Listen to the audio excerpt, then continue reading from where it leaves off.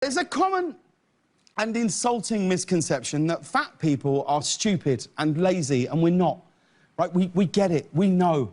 We know that being overweight isn't good for us. And I've struggled my entire life trying to manage my weight, and I suck at it, right?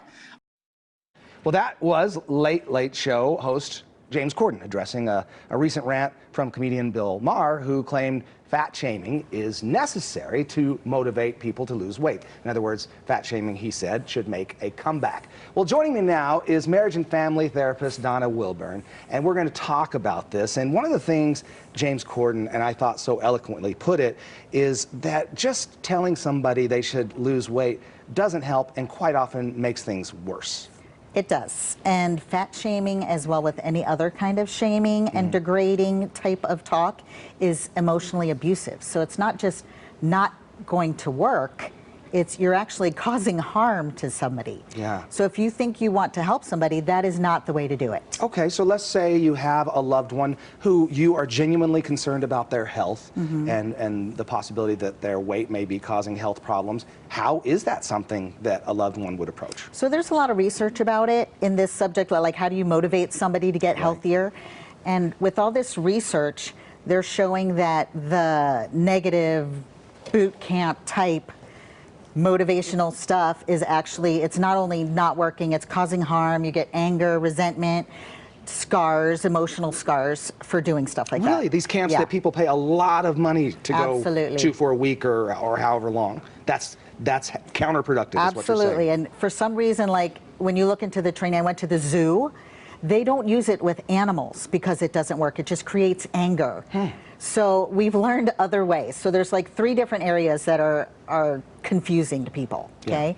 So the difference between coaching and criticizing. Okay. So feedback is feedback, coaching is positive feedback or constructive feedback. Criticism is harmful and hurtful.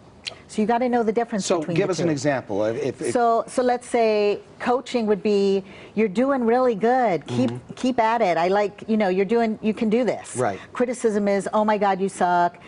You're so terrible at this. So there's two different ways to go at the same goal. Yeah. Okay. So there's another one is support versus shaming. So support lifts people up. When people are healthy and feel good, they're motivated just by nature. Yeah. Shaming cuts people down. Yeah. So that's not going to make somebody long-term more motivated. It's going to make them depressed and feel like they're not worth something. Right. And that's one of the things James Corden said. He said, look, we're already beating ourselves up. Right. He's talking about himself and other people who are dealing with weight issues. It doesn't matter that other people are piling on. It does, as you said, only create more of a downhill effect. Right. And a lot of people, like let's say I work with kids a lot, and a lot of parents want their child to be healthy, so they'll restrict the food intake, or they'll say, no, you can't have that. All you're doing when you say, no, you can't have that, is triggering the brain to get afraid they're not going to have food. So it actually makes them want it more.